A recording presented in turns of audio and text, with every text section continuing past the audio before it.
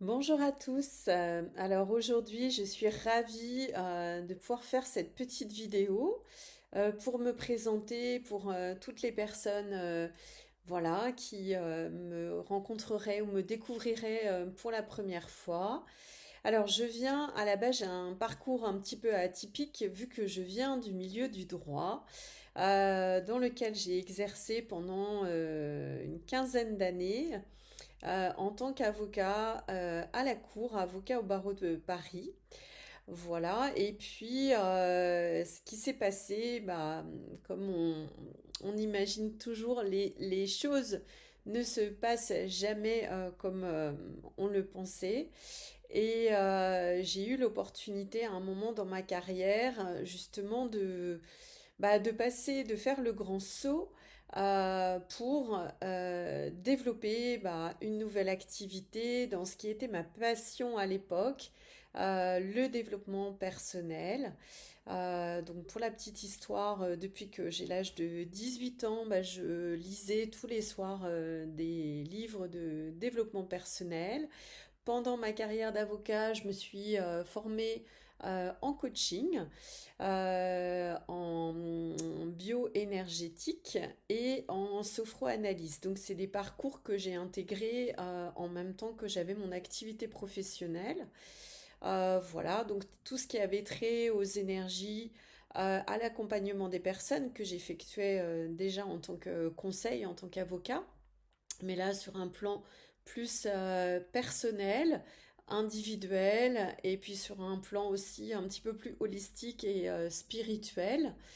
Donc voilà, donc ça c'est le début de l'aventure. Et puis en 2016, donc j'ai eu l'opportunité, suite à, on va dire, un arrêt enfin une rupture dans le cadre donc de cette activité d'avocat, d'avoir 6 mois de disponibilité. Et au cours de ces 6 mois, je me suis dit, voilà, c'est le moment ou jamais, je me lance, je vais faire les choses que j'aime. Donc j'ai commencé par un voyage aux Philippines, un voyage spirituel, un voyage initiatique auprès de guérisseurs philippins. Ensuite, j'ai continué à me former dans tout ce qui était accès à la conscience pour avoir davantage de on va dire self consciousness, d'avoir voilà ma propre conscience sur les choses, pour prendre de la hauteur, pour développer aussi tous les domaines de ma vie que j'avais un peu laissés en suspens. Voilà, donc la relation au corps, la relation à l'argent aussi, la relation aux autres, la relation aussi à soi-même. Voilà, donc ça c'est ce que j'ai fait pendant 6 mois. Et puis après 6 mois, je me suis lancée donc à mon compte dans le cadre d'accompagnement individuel en coaching, vu que j'étais déjà coach depuis 2012. Et puis ensuite, les choses sont allées encore plus vite. Je suis devenue facilitatrice, donc j'ai donné des formations à l'international, dans le milieu francophone, en Nouvelle-Calédonie, à La Réunion, voilà. Et puis j'ai pu justement expérimenter la gestion en fait de groupe, la gestion de tout un tas de personnes différentes en fait. Et puis donc j'ai dû à peu près exercer ça pendant 3 ans. Et puis, dans ce que je faisais, c'était vraiment extraordinaire parce que ça permettait de toucher toutes les sphères, en fait, que ce soit la sphère mentale, la sphère émotionnelle, la sphère corporelle. Mais il me manquait aussi quelque chose, c'était d'aller un petit peu plus profondément au niveau du corps. Et je me suis rendu compte aussi que les personnes qui faisaient uniquement un travail psychologique, on pourrait dire, voilà, consulter un psy, éventuellement même avoir des sessions de coaching, ça restait très mental. Après, on pouvait avoir un petit travail d'accompagnement émotionnel, mais ça restait très superficiel. Et qu'en fait, si on voulait libérer tout ce qui était émotionnel, mais aussi tout ce qui était entre guillemets, parce que j'utiliserai pas les mots spiritueux qui sont utilisés par la plupart, déjà pour rendre les choses très simples, et puis aussi parce que je suis persuadée qu'il n'y a pas besoin d'aller chercher dans 10 000 vies antérieures pour arriver à vivre le moment présent dès maintenant et pouvoir se réaliser aussi dans la réalité et dans l'immédiateté, dans l'instantanéité. Donc je me suis rendu compte en fait qu'il y avait un véritable appel en fait pour le corps d'aller libérer en fait au sein de la matrice corporelle, au sein des cellules, d'aller désengrammer, d'aller déprogrammer au sein des propres cellules du corps. Et c'est là que j'ai reçu un appel une nuit. Je me souviens, il était 3 heures du matin, je me suis réveillée en sursaut et il y a une petite voix qui m'a dit, voilà, maintenant il faut que tu deviennes formatrice en massage et non seulement il faut que tu deviennes formatrice en massage, mais tu vas le faire dans les 2 mois qui suivent. Voilà, donc pour la petite histoire, je n'avais jamais massé de ma vie, c'était complètement un tout nouveau domaine. J'avais effectué et transmis pas mal de processus corporels, tout ce qui est body process, où effectivement il y a un travail énergétique. Je travaillais déjà dans l'énergétique puisque j'étais bioénergéticienne, donc je faisais des soins. Mais le massage à proprement parler, c'est vraiment le fait d'aller toucher l'autre et puis de pouvoir aussi être en capacité d'être touché sur tous les plans. Que ce soit corporel, aussi émotionnel et aussi spirituel, vu qu'on on vient un petit peu pénétrer dans une sphère qui est beaucoup plus large en fait, et qui est beaucoup plus ample que le corps. Et donc j'ai reçu cet appel que j'ai écouté parce que j'ai tout de suite vu en fait qu'il venait de mon soi supérieur, de ma partie supérieure.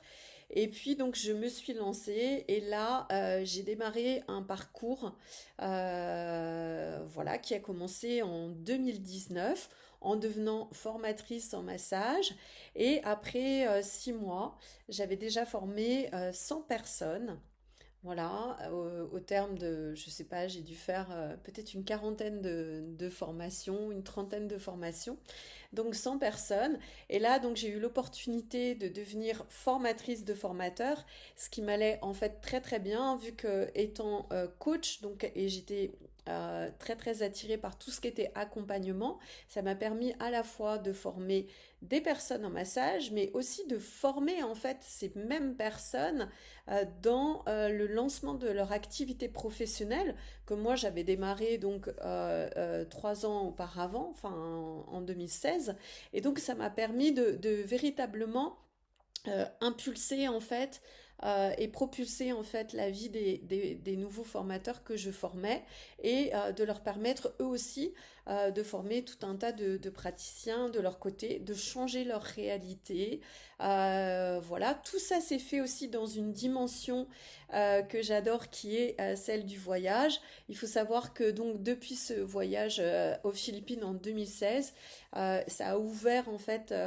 des portes en moi, voilà, des accès au monde du voyage, et puis plus particulièrement après, on va en parler, au nomadisme et tout ce qui est digital nomade. Et donc, ça m'a permis, voilà, de développer ces formations à l'étranger, d'aider mes formateurs aussi pour ceux qui le souhaitaient, qui étaient déjà implantés, soit dans les dom-toms, soit à l'étranger, de démarrer aussi une activité professionnelle et d'en vivre. Voilà. Et au cours de cette activité, en fait, qui a été très intense, il m'est apparu beaucoup, beaucoup de choses. Donc, toutes les informations que j'avais intuitivement, par médiumité aussi, par rapport au corps et par rapport à l'accès au corps, par rapport au toucher, ça m'a convaincu du fait que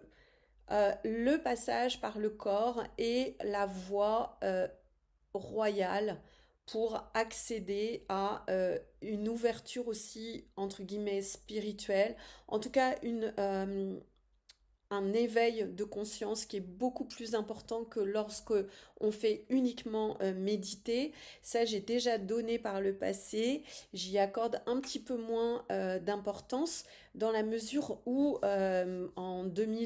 c'était en 2012 où j'ai eu une sorte de ce qu'on pourrait qualifier d'éveil personnel, éveil spirituel. Entre ouais, 2013-2014, il y a des journées, pendant presque une année entière, j'ai médité 8 heures par jour. Et de façon intuitive, sans prendre de cours, voilà, c'était vraiment, je me mettais en position silencieuse et j'observais, j'explorais ce qui se passait. Et tout ça, en fait, ça m'a conduit quand même, alors certes, à un développement de mes capacités psychiques et mes capacités, entre guillemets, spirituelles, d'accès à d'autres niveaux de conscience, d'accès à une sensibilité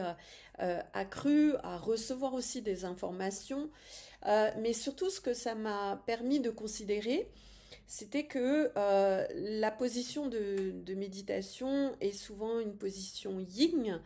et qui est complètement antinomique en fait de la position de la plupart des gens de développer donc une activité dans le domaine du coaching ou de l'accompagnement à la personne, dans le soin, dans le bien-être, vu que en fait ça peut avoir tendance à endormir aussi les personnes si ça n'est pas suivi par des actions concrètes. Alors que lorsque l'on cumule en fait et lorsqu'on conjugue cette activité, on va dire yin, d'intériorisation, de calme intérieur, de relaxation, de méditation, de retour en soi, on peut aussi accompagner ça par des soins donc de toucher, de massage, où on va aller bouger en fait les cellules, bouger en fait quantiquement les informations dans les cellules, pouvoir s'en défaire, s'en libérer, et ça va faire ressurgir en fait, ça va faire remonter dans notre réalité tout un tas de petits nœuds émotionnels pour ensuite pouvoir les libérer. Et plus vous allez, entre guillemets, venir dissoudre tous ces nœuds en vous, et plus ça va faire de la place ensuite pour pouvoir recevoir davantage d'informations, pour pouvoir recevoir une meilleure connexion avec votre soi supérieur, avec votre partie supérieure, donc la partie qui sait tout, votre meilleure version de vous-même. Et donc vous préparez de cette façon plus de place dans votre corps, dans vos cellules, pour avoir le changement. Et si j'insiste sur cette prise de conscience, qui a été vraiment hyper importante pour moi et majeure dans ma vie, c'est que je me suis rendu compte que ce processus d'éveil, de réveil des consciences, de euh, réalisation de soi, il y a différents termes qui sont employés. Moi, je m'en tiendrai au plus simple parce qu'encore une fois, l'objectif, en fait, pour moi, c'est vraiment de rester très simple et de ne pas partir dans tout ce qui est New Age et de ne pas partir dans plein de considérations, alors qu'en fait, plein de considérations spirituelles avec lesquelles je suis plus forcément en valeur maintenant, par lesquelles je suis passée auparavant. Et donc tout l'objet de cette découverte, ça a été de m'apercevoir que il s'agit moins d'accumuler en fait plein de connaissances, d'accumuler plein de formations, d'accumuler plein de concepts, de faire différentes actions, que de se libérer de le fardeau des mémoires transpersonnelles, des mémoires intergénérationnelles, de toutes les programmations dont on est envahi, mais vraiment envahi tout au cours de la journée par tout notre environnement extérieur, que ce soit la télé, pour ceux qui la regardent encore, les médias sociaux, pour ce qui est aussi de tout ce qui est contenu comme information dans la nourriture, dans l'eau. Et l'eau, j'y viendrai aussi parce que pour moi c'est un point crucial et important dans le cadre de l'évolution à soi et de la réalisation à soi. Et en fait, ce rapport au corps permet de décristalliser toutes ces programmations, de faire de la place pour le nouveau. Et donc, du coup,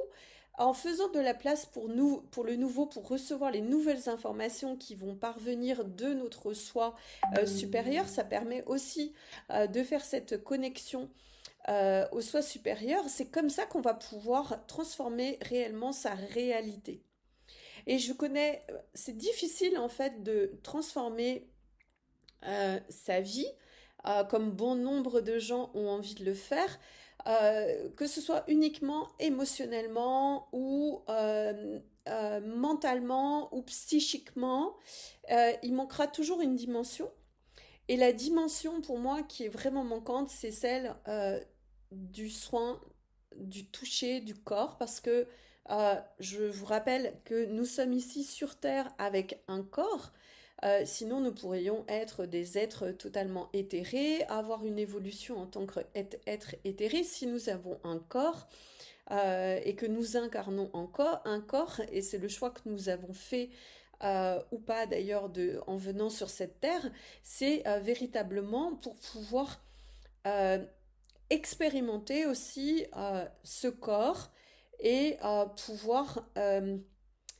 se réaliser au sein de cette incarnation en fait physique, au sein de cette incarnation corporelle. Et dans bon nombre de formations, dans bon nombre de discours spirituels, en fait, on va rester très très loin du corps, on va mettre même une barrière. Beaucoup de gens sont également dans l'abstinence sexuelle, dans le non-contact avec eux-mêmes, hein, avec les autres. Alors que pour moi, c'est vraiment la part importante de créer aussi des échanges. On va avoir des codes aussi, des informations qui vont pouvoir être transmises, notamment au travers du toucher. Et même si c'est invisible, si c'est non palpable, il ne faut pas sous-estimer le nombre d'interactions en fait éthériques, énergétiques qui vont se faire par le toucher. Voilà, c'est pourquoi j'axe la majorité de mes transmissions à l'heure actuelle par rapport au corps. Bien sûr, après, il y a aussi une dimension énergétique, il y a une dimension psychologique, émotionnelle aussi, mais le corps va avec l'émotionnel. Car quand nous savons que nous sommes composés majoritairement d'eau et qu'en fait cette eau représente notre potentiel émotionnel, vous voyez que si vous avez des vieilles blessures, des traumas, des anciennes croyances qui sont, que ce soit dans tous les domaines, que ce soit lié à des abus sexuels, à des abus même financiers, à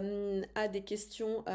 liées à votre croissance personnelle, tout revient en fait toujours au corps et à la libération en fait quantique de tous ces nœuds et de tous ces engrammes qui restent prisonniers en fait du corps. Et le massage, bon c'est un exemple, mais il n'y a pas forcément que ça, est une pratique vraiment ultra performante pour aller dénouer tout ça, pour faire de la place pour le nouveau et pour accompagner en fait, c'est vraiment comme des vases communicants pour accompagner en fait son éveil et sa croissance personnelle, sa croissance au niveau de la conscience et sa croissance spirituelle. C'est pour ça que j'accorde une large part au corps, au toucher, dans tout ce qu'il apporte aussi comme guérison, comme interaction, comme libération et aussi comme expansion dans la vie. Et à côté de ce parcours aussi au niveau du corps qui m'a été littéralement, que j'ai reçu en fait en information, j'ai aussi été amenée à développer en 2022, donc ça a été extraordinaire, euh, un soin qui m'est propre, qui m'a été transmis et qui est vraiment très très simple dans le sens où il ne requiert pas de protocole particulier, si ce n'est être à l'écoute et puis avoir bien sûr ce préambule de se laisser traverser par l'énergie, par les informations, sans chercher à maîtriser quoi que ce soit. Et c'est sur cette voie en fait que j'ai envie d'inviter les personnes à me rejoindre, c'est de se délester de la plupart des enseignements qui pour certains d'entre eux sont très New Age et sont véhiculés dans un but justement de nous rendre toujours dépendants de textes, de pratiques, de croyances, de dogmes. Et moi, l'objectif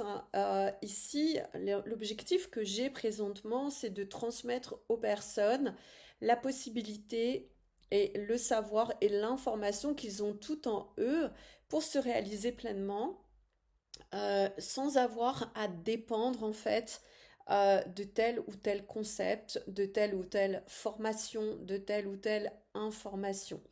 Et véritablement, ce qui m'anime, c'est cette question de répandre la possibilité d'ouvrir le maximum de personnes, pour celles qui sont conscientes, pour celles qui aussi en ressentent l'appel et l'envie, à sa véritable souveraineté intérieure, à sa souveraineté individuelle. Et j'entends par souveraineté individuelle également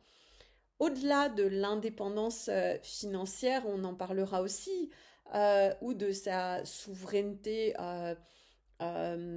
personnelle ou psychologique, c'est aussi la souveraineté émotionnelle et le concept de souveraineté spirituelle. En quelques mots, pour faire très simple, c'est de ne pas dépendre de ses émotions pour vivre sa vie, avoir le maximum de détachement émotionnel qui va nous permettre de prendre les décisions les plus appropriées, de rester en connexion et en contact avec notre soi supérieur et de ne pas se faire vampiriser ou avoir des dispersions, de ne pas voilà, être tiraillé par des émois émotionnels qui vont en fait nous maintenir dans une certaine matrice émotionnel avec beaucoup de traumas, de dramas, de hauts, de bas, de montagnes russes. C'est réussir à garder son centre, réussir à garder sa neutralité à chaque instant et pour ne pas être agi par ses émotions. Ça ne veut pas dire de plus avoir d'émotions du tout. Ça veut dire ne pas être agi par ses émotions, ne pas être en réaction ou réagir à telle ou telle situation donnée par ses émotions. L'idée, à l'inverse, c'est d'être détaché émotionnellement pour pouvoir donc agir au meilleur dans l'action, en toute clarté, en toute conscience de ce qui est requis dans le moment, dans cette réalité et ce qui est requis pour vous, qui sera toujours différent de ce qui est requis pour quelqu'un d'autre. L'autre souveraineté qui me tient encore plus à cœur, c'est la souveraineté spirituelle. C'est le fait de ne dépendre d'aucun dogme, d'aucun gourou, d'aucune croyance et d'aucun égrégore spirituel qui, on le sait, à chaque fois qu'il y a même l'enfer est pavé de bonnes intentions, on peut commencer avec beaucoup de bonnes intentions et puis en fait, si on n'est pas vigilant, on va vite se faire happer aussi. Et on prend le risque d'être détourné en fait de tout ce qui est simple et de tout ce qui part de soi pour être toujours renvoyé à suivre ou dépendre de choses extérieures, de connaissances aussi extérieures. Donc moi, j'ai un parcours qui est vraiment un parcours d'expérimentation. Tout ce que je propose, ce sont des choses que j'ai expérimentées. Euh, et je l'ai expérimenté, bien sûr, j'ai eu un parcours ultra spirituel, pour ne pas dire ultra spiritueux, voilà, avant 2012, surtout dans la période 2012, même, on va dire, jusqu'à 2020. Et puis en 2020, j'ai vraiment eu aussi un appel intérieur de me libérer aussi de tout ça et de retrouver ma souveraineté. Voilà, c'est pour ça que plus c'est simple pour moi, plus les méthodes sont simples, plus les enseignements sont simples, et plus c'est le gage aussi pour chacun de pouvoir être bien connecté à sa véritable matrice originelle individuel et personnel et ne pas dépendre de tout ce qui est extérieur. Et pour moi, c'est très important parce que ça va vous permettre de reprendre le pouvoir sur votre vie, de ne plus dépendre des autres, de ne plus dépendre des grégores, de ne plus dépendre de tout ce qui est externe à vous et de reprendre le pouvoir sur vous. Voilà. Donc souveraineté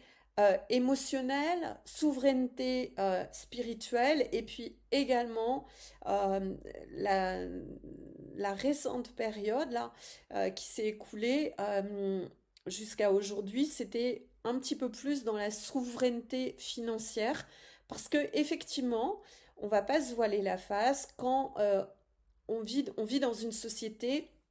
qui nécessite d'avoir un minimum de moyens. Et si nous n'avons pas ces moyens de survie, nous sommes obligés, contraints de nous soumettre en fait à prendre des jobs qui nous plaisent pas, à avoir des activités avec lesquelles nous ne sommes pas alignés, voire éventuellement le pire du pire de travailler pour de l'argent et donc du coup d'être en inadéquation et de ne pas être aligné par rapport à nos valeurs qui sont en tout cas pour moi celles de l'éthique, celles de l'authenticité et puis celles de l'honnêteté, voilà, de pouvoir être dans une relation d'honnêteté vis-à-vis de moi-même, de ne pas tout accepter, de ne pas me soumettre à des choses qui seraient indignes en fait de ma personne, de qui je suis. Et c'est pour ça que, effectivement, dans toute cette approche-là, il y a aussi une dimension de souveraineté financière qui va vous permettre justement d'avoir la véritable liberté. Beaucoup de personnes se contentent de parler de liberté, euh, mais en fait, la vraie liberté, c'est celle aussi qui vous permet justement de construire votre réalité dans un environnement sain, dans un environnement authentique qui peut se faire à côté de la matrice, mais qui se fait aussi dans votre propre matrice personnelle, avec votre code de valeur, vos, vos croyances aussi, et votre construction de tout ce qui va générer en fait tous les domaines de votre vie, que ce soit le plan personnel, le plan plus relationnel en relation, et puis le plan spirituel, financier. Donc en fait, l'argent, les finances sont également un milieu dans lequel on peut être amené à vouloir se construire une souveraineté pour être le plus autonome possible, pour ne pas dépendre des institutions extérieures qui, comme vous le savez, ne nous veulent pas forcément que du bien. Voilà, donc il y a toute une construction aussi éthique et une construction autour de tous ces piliers. Et puis, un des piliers dont je n'ai pas encore parlé, mais qui me tient aussi beaucoup à cœur, c'est le pilier de la souveraineté aussi relationnelle, c'est-à-dire de pouvoir être autonome dans le choix de ses interactions avec les personnes. Alors, si on a la chance justement d'avoir pu développer sa souveraineté financière, on va être tout à même de pouvoir développer aussi sa souveraineté relationnelle, c'est-à-dire décider, faire le choix de avec qui on a envie de travailler, avec qui on a envie d'interagir, qui on a envie d'avoir comme client, qui on a envie d'avoir comme collaborateur ou comme partenaire de travail ou d'activité. Voilà, donc ça va aussi dans ce sens-là. Et on a donc pour finir la souveraineté relationnelle qui va être au sein de la relation qu'on a euh, dans une relation à deux. Donc là, on peut prendre l'exemple de la relation, euh, on va dire, sentimentale, même si sentimentale, c'est véritablement beaucoup basé sur tout ce qui est émotionnel. On va plutôt dire la relation de partenariat, en fait, à deux. De construction à deux en fait d'une matrice aussi commune dans laquelle on va pouvoir interagir librement individuellement sans se perdre aussi dans ce qu'on pourrait appeler le couple ou dans ce qu'on pourrait appeler une relation trop fusionnelle ou une relation de dépendance affective ou encore pire, une relation de toxicité. Donc il y a toutes les notions aussi à la dépendance pour toutes les personnes en fait qui sans s'en rendre compte sont addictes à une relation toxique. Voilà, donc cette souveraineté, elle va également s'inscrire dans tout ce qui est relationnel avec l'autre et comment je me construis, comment je grandis, comment je suis dans une croissance de moi-même, dans la meilleure version de moi-même, tout en étant connecté en fait à ma partie supérieure, à la partie de moi la plus aboutie, celle qui sait tout, celle qui peut être mon meilleur partenaire aussi, tout en ayant des interactions aussi dans une relation à deux, avec pour objet en fait la croissance de l'un et de l'autre, l'éveil et la réalisation de l'un et de l'autre dans un projet qui peut être commun ou avec même des projets qui sont totalement distincts. Donc voilà un petit peu les sujets qui m'animent, qui me passionnent sur la souveraineté de l'être, la connexion à soi et encore une fois, peut-être ce qui est de plus important, parce qu'on va le retrouver aussi dans les relations à deux, c'est le fait qu'on ne peut pas être spirituellement évolué, développé, on ne peut pas avoir de croissance personnelle et spirituelle, c'est un moment où on ne va pas toucher le corps et désengrammer profondément, cellulairement, tout ce qui est engrammé dans le corps, tous les nœuds, toutes les mémoires, toutes les croyances, toutes les programmations, tous les implants, tous les explants même on peut avoir autour de soi si on ne va pas déprogrammer ça et déloger ça au sein du corps. C'est pour ça que dans ce que je propose, dans toutes voilà, les formations, les masterclass, les ateliers que je propose, il y a toujours toute cette dimension holistique. On ne va pas travailler juste sur une seule chose, on va travailler aussi de manière périphérique aussi et en synergie sur tous les domaines de votre vie. Si vous transformez votre relation à votre corps, vous allez transformer la relation avec vous-même. Vous allez transformer aussi votre relation à la nourriture. Bon, je n'ai pas le temps d'en parler là dans cette courte vidéo, mais il y aurait aussi beaucoup à dire au sujet de l'alimentation et la relation que nous pouvons avoir avec l'alimentation, qui va aussi agir sur tout ce qui est spirituel, sur tout ce qui est bien sûr corporel, mais sur tout ce qui est mental aussi et émotionnel. N'oublions pas que tout est relié et que si on se consacre uniquement sur les choses les plus confortables, c'est-à-dire faire un petit travail de développement sur soi, lire des choses, ça ne suffit pas. À un moment, il faut vraiment aller dans la matière, car nous sommes constitués de matière, même s'il y a beaucoup d'énergie au sein de cette matière, et c'est tout un travail justement euh, énergético-corporel qui va venir dissoudre en fait, désengrammer toutes les choses qui sont en surplus en fait et qui empêchent de même de nous élever en fait dans cette réalité. Donc pour conclure et pour finir, j'aimerais vous inviter à vous poser la question de et si tous les efforts que vous aviez faits jusqu'à maintenant, toutes les formations, tous les ateliers auxquels vous avez participé, tous les livres que vous avez lus, toutes les vidéos que vous avez regardées, voilà, c'était une première étape dans celle de la transformation, dans celle de votre transformation. Et si la prochaine étape, c'était d'aller véritablement rentrer en intimité avec vous-même, d'aller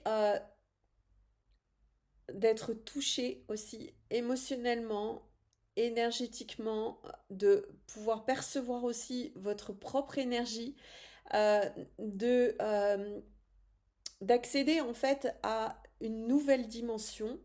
qui est celle de l'énergie, qui est celle du corps, qui est celle de l'intimité avec soi-même pour ensuite pouvoir entrer en intimité avec sa partie spirituelle, parce qu'on va faire de la place, parce qu'on va s'ouvrir à d'autres choses et de pouvoir rentrer aussi en intimité avec les personnes de son entourage, que ce soit même sur le plan